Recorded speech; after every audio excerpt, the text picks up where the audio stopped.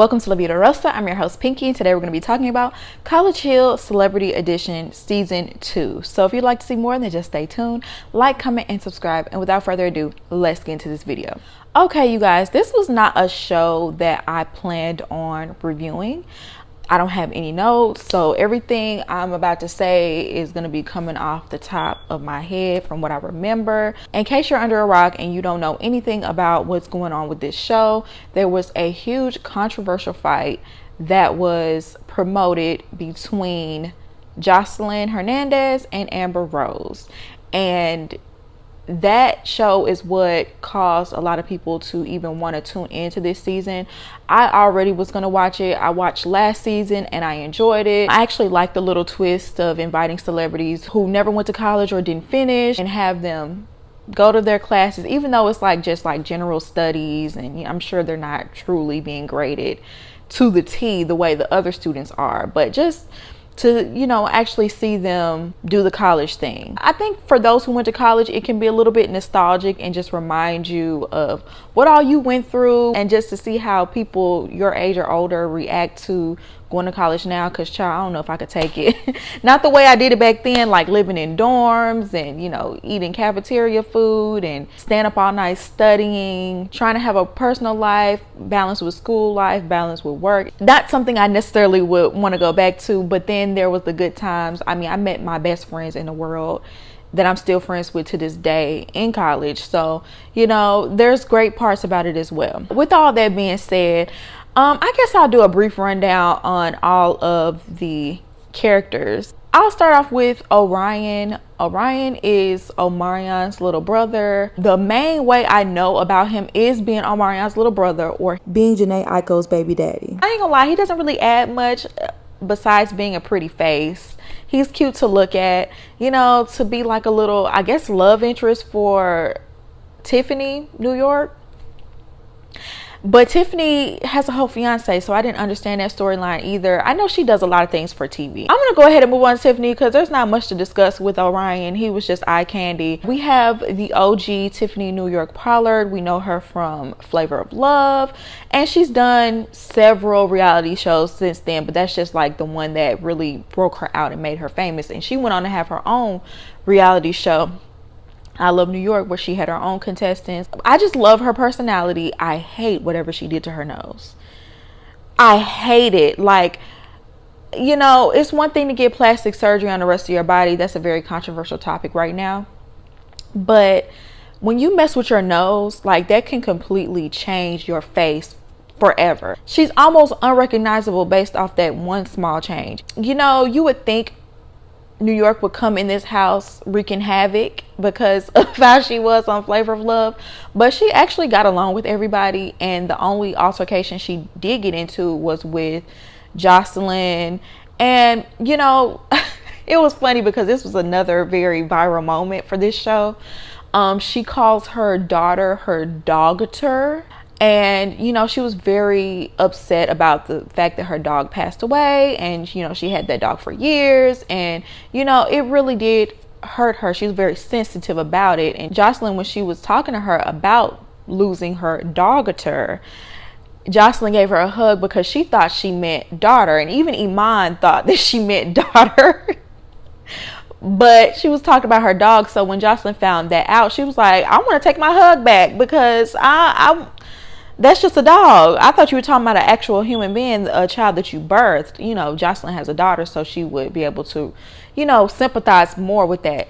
And I don't know about y'all, but I'm not a huge pet person. In my head, I think more so like Jocelyn, like that's just a dog. But in reality, and how I would actually speak to someone that was going through something like that, I would be sympathetic because their feelings are real.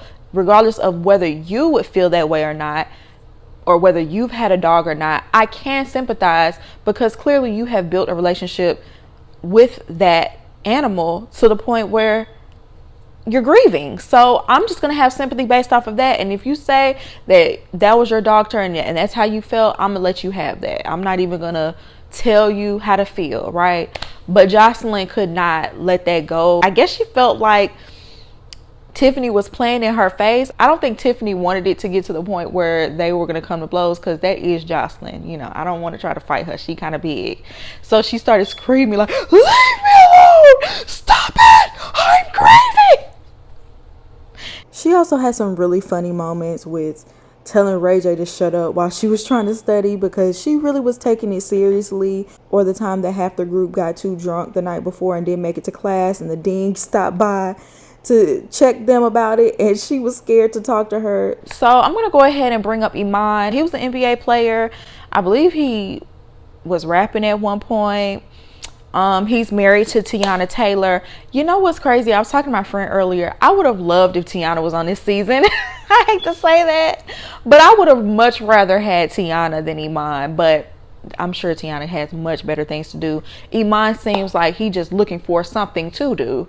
I'm sure this was a nice little check for him. Like, he was chill. I feel like he was high most of the time. So, you know, the little commentary he did give was kind of funny, I guess. He might as well have not been there, to be honest.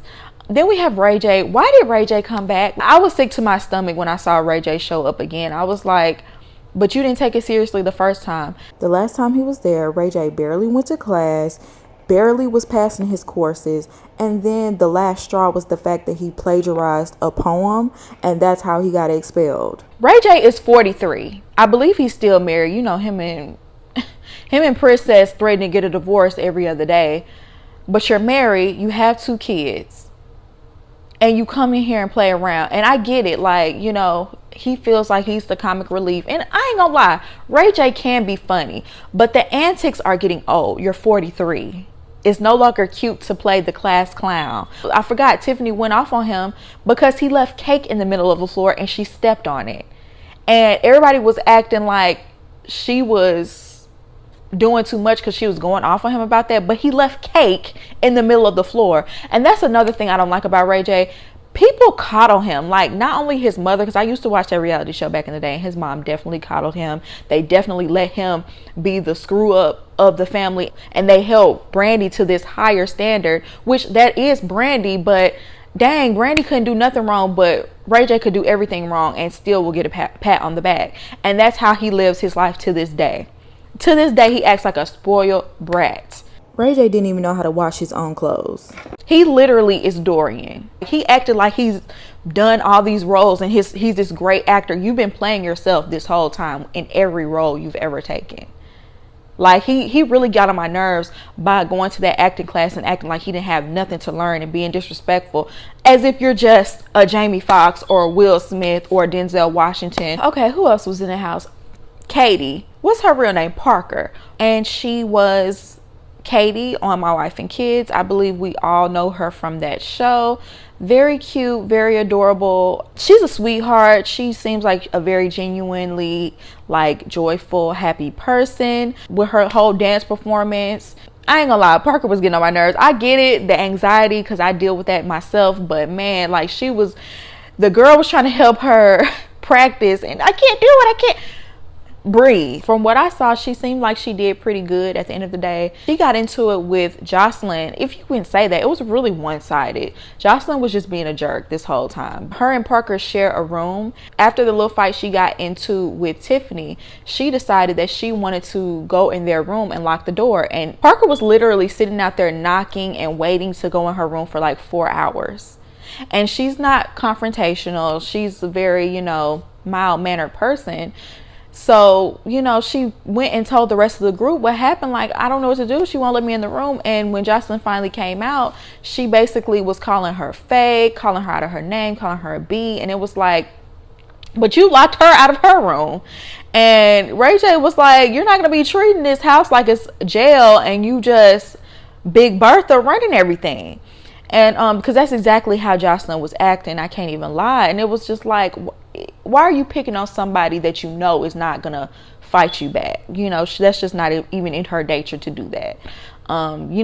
Parker's the type to storm off crying. She ain't even really gonna defend herself like that. Then we have Blame It on Quay. I know him from social media and his character TT with the blue hair and attitude. I'm not gonna lie, I'm not a fan of the men that play the ghetto girl trope on social media. I really do feel like it's a mockery. Quay to me is a follower. I feel like Quay goes along to get along. I want to like him because he does seem like he's a nice person. He does seem like he's genuine. I do like the fact that he came in as himself and didn't hide behind the TT character. He's actually a nice looking guy. You know, when he's dressed up in his regular clothes, I like the way he dressed. He's kind of stylish. I like that. But yeah, like I really do feel like he comes off as a follower, especially to Amber Rose. Maybe because Amber Rose was one of the bigger stars in the house. He said he knew her beforehand, but they just weren't that close, and they got closer in the house. But I just feel like a lot of it was him catering to Amber, but I don't think she truly values him as a friend. I did not get that throughout the entire time they stayed there. I feel like it was more so of him being her lackey. There was one point where Amber was playing like some rock music and Jocelyn came in and said, you know, I want to play, we ain't trying to hear all that, we gonna play some rap or whatever. And he was trying to stand up for Amber and say, no, you always come in here trying to bully people and do all this. And you know, Amber felt like he was doing too much, and everybody felt like he was doing too much really, but he was doing it trying to defend Amber. And I'm just like, Quay, like, you do not have to baby Amber. You do not have to babysit Amber. She is a grown woman. And like, he even started crying, and you know, instead of her turning around and trying to at least see his perspective, at least try to see, this is my friend, he was just trying to stick up for me, she actually walked out and didn't even, like, basically, I'm not going to stay in here for the night, because they were all roommates in the same room. He's the type to sway with the wind and just go along with the popular opinion, or have the back of the popular girl just because. I did enjoy the process of Quay becoming a drum major and him staying up late night for practice, and to see it come to fruition, and he did a great job. But he let his studies fall by the wayside, which I think is a very realistic thing that does happen in college. But I mean, he ended up having a D average, even lower than Ray J, and Ray J wasn't even there for some of the classes. So yeah. So finally, let's get to, who do I want to get to first?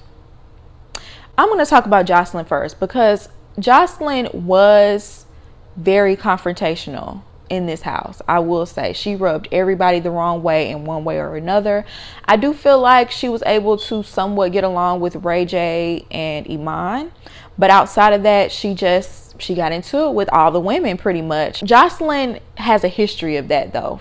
I know that from watching Love and Hip Hop. She just does not get along with women. She just doesn't. I feel like it's a intimidation thing or an insecurity thing. I just wish that she would have come into it with a different attitude, because this environment was not like your typical reality show environment where everything is an argument and, you know, you're just constantly bickering.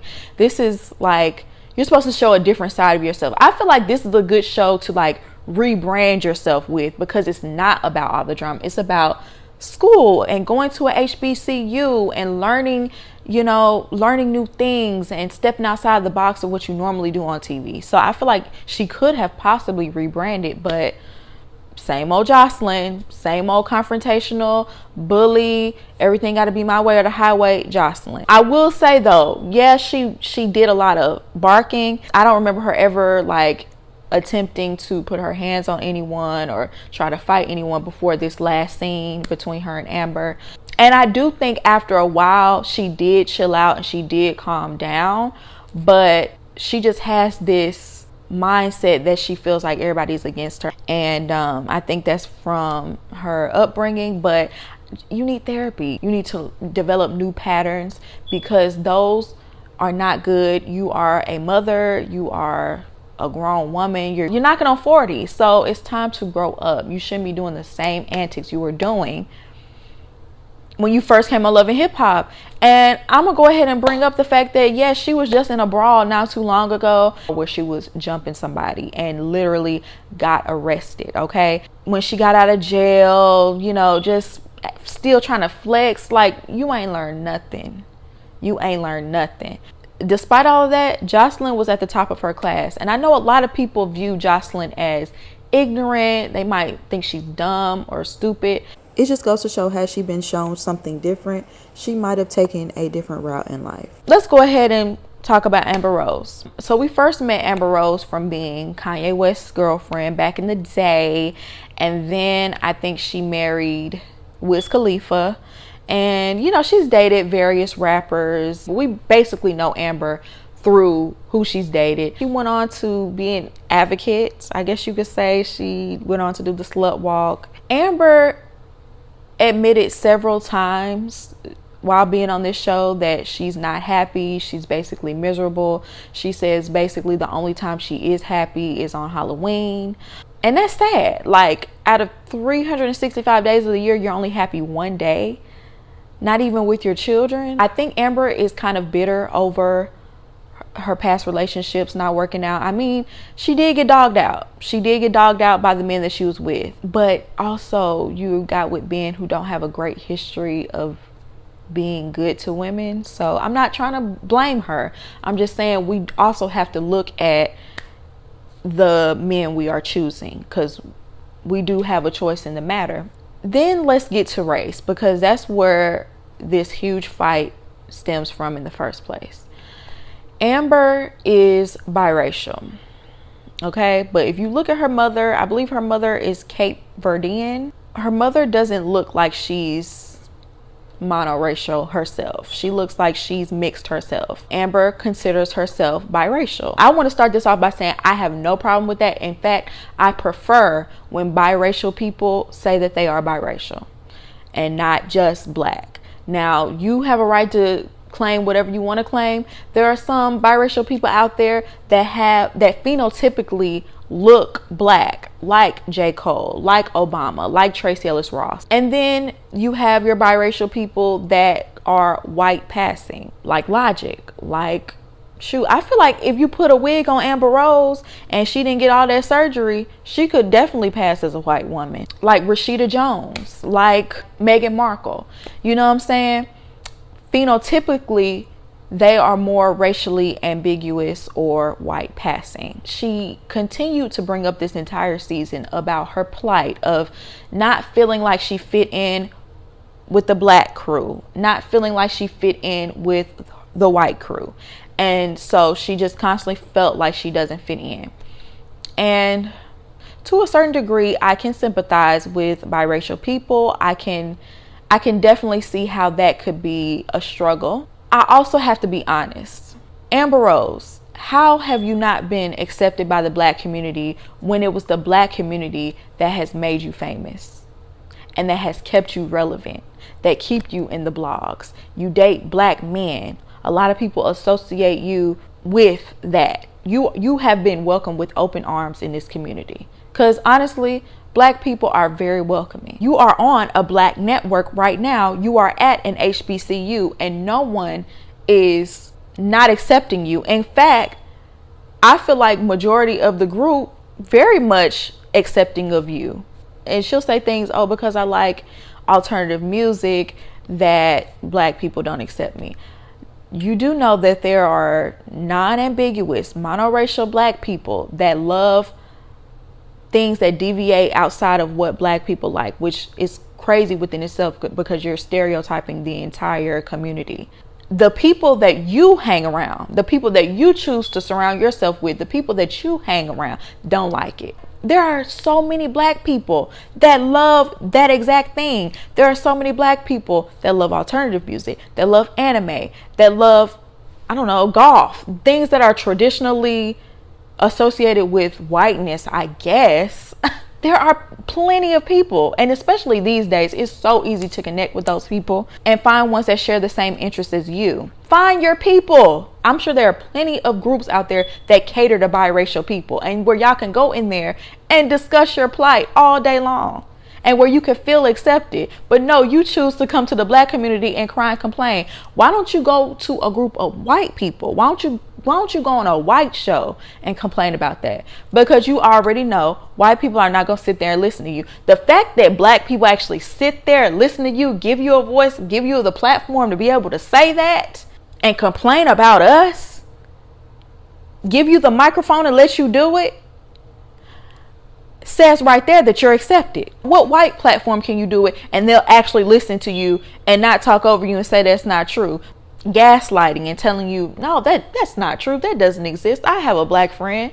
You know what I'm saying? Oh, you're not going to do that over there because you're going to get shut down real fast. Ain't nobody going to listen. Black people are your audience. Black people are the people that have supported you all these years. And that brings us to the fight between her and Jocelyn. I think they were talking about their racial battles or their racial hill that they have to fight on. And Amber once again said, I don't fit in with my white side and I don't fit in with my black side. Jocelyn had enough of hearing about this because she's been saying this the whole time. And she said, well, I think that the problem is, she didn't say it in these words. You know, Jocelyn was a lot more ignorant about it, a lot louder about it, a lot more rude about it. But basically she was saying, you just want to be accepted by the white community only. You want to be a white girl. That's what she said. You just want to be a white girl. And her and Jocelyn had got into it earlier that day, and she got up and walked out of the classroom in order to take a breather and to de-escalate the situation. She had come back in at this time, and this is when they got into the argument, and Jocelyn was like, I feel like you just want to be a white girl. They're on two opposite sides of the room. Everybody felt like that was below the belt. And I'm gonna be real with you, Jocelyn was provoking her. She was using her words, but she was saying she was getting low down. She was. I'm not gonna sit up here and act like Jocelyn wasn't doing the most. She was doing the most. But what she was saying was ringing true to me. She might have said it in an ignorant way, but it was making sense, and I saw exactly where she was coming from.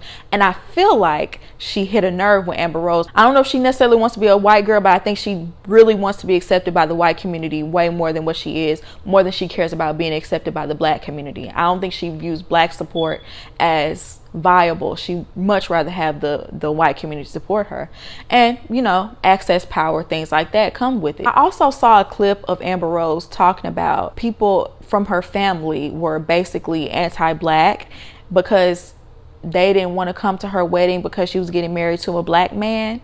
So it just doesn't shock me that Amber Rose thinks the way that she does, because she was raised up around anti-blackness, even though they probably look darker than her and probably look black, but they were anti-black. So anyway, Jocelyn struck a nerve with that last dig. I think everybody thought Amber Rose was getting up to walk out again because she had already walked out before, but she actually got up, walked behind Jocelyn, and attacked her. She threw the first punch or slap or whatever. They black out the screen. They don't show us the fight. Everybody's so mad they didn't show the fight.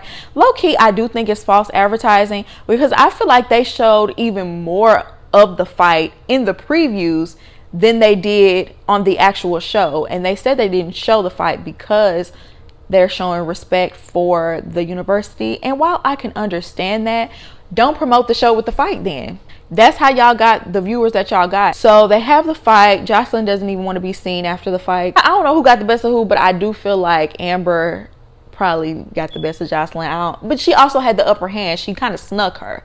So I don't know what happened with that. Anywho, everybody pretty much took Amber Rose's side. From Parker's perspective, I could kind of see why, because she's biracial. Obviously, she's going to take the side of someone that she can relate to. I just really feel like they took her side because they like Amber, and they're just going to take everything she says for face value, and they don't like Jocelyn. And Jocelyn did rub everybody the wrong way. Jocelyn was arguing with her mouth. There's no way Amber should have got up in that classroom and put her hands on it. This is not a Zeus production. You would think Jocelyn would be the one to throw the first punch, but it was Amber. This is a classroom setting. You do not fight. I can't think of one time in my college experience that I have been in a classroom and someone got to fighting. I have never heard of it happening on my campus. We paying too much money in tuition. We are not, you know what I'm saying? This is not the setting to be doing that. So then we get down to the last episode, and this is where the dean deciding whether Amber and Jocelyn are going to be expelled. Amber came in there lying. She straight up lied. She straight up turned into a Karen and said that Jocelyn tried to hit her first. And I'm so glad that lady called her out for lying, because you hit her first. Now, did she provoke you first verbally? Yes. But you did not have to get up. Y'all were on two opposite sides of the room. You did not have to get up and put your hands on her. She took no accountability. I don't know why she thought she should just get by with a slap on the wrist. Once again, Karen mentality. They made the decision to expel her, obviously. It would have been trifling if they didn't. I mean, you can't uphold that behavior at a college. And I feel like the dean did a good job of explaining why. We already gave y'all the rules at the beginning. I can't uphold this behavior so other students will think it's okay. It's bad representation for the school. So yeah, you are expelled. Amber had the nerve to call it an injustice. An injustice, Amber? Really? Really? And that's why I put air quotes around her activism. Anyway, she goes back home and everybody embraces her, and basically Parker's over in the corner crying like, oh, I can't believe it. We as viewers, we really do get to see it from every angle. We get to see confessionals. We get to see everything that happened. We can rewind it and watch it over if we wanted to. But maybe because they're in a situation, they didn't get to see it from every angle, and you know, they could have seen things we didn't see. But I just don't understand how one person didn't understand that Amber was wrong for putting her hands on Jocelyn. Just because y'all don't like her, like, that still wasn't right. Then we see Jocelyn go in and speak with the dean, and Jocelyn is in tears. She's in tears from the beginning. She pleads her case, basically said that, you know, when Amber put her hands on her, she was just defending herself. I saw where the dean was coming from with Jocelyn, saying that the teacher tried to get you to stop disrupting the class. You were disrupting the class with that conversation you were having. A lot of things you were saying were inflammatory and disrespectful, and I do understand where the dean was coming from with saying that. I do think that Jocelyn should have gotten some sort of disciplinary action. I do, but I don't think it was right that she got expelled as well. She was defending herself in that fight.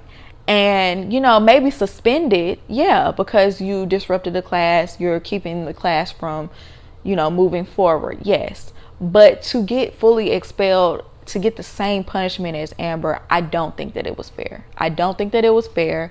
And, you know, Jocelyn was just crying. She was like, I've been getting hundreds in all my classes. I have my notes right here. I've been studying all day. Like, I don't know why that broke me down. Whenever Jocelyn cries, I never feel any sort of emotion because usually she's in the wrong. But I felt her on that. I'm like, she was just like, I was defending myself, and that's not fair. I ain't gonna lie, y'all, I pretty much stopped watching after that. I don't even know what happened after that because I felt like it was unfair, and I just didn't like how the situation was going. I didn't feel like it was right. But yeah, that's the end of my review. Y'all let me know what y'all think about it. Do you agree with me? Do you not agree with me? I would love to hear your opinion. Yeah, I hope you enjoyed this video, and I'll see you in my next one. Peace.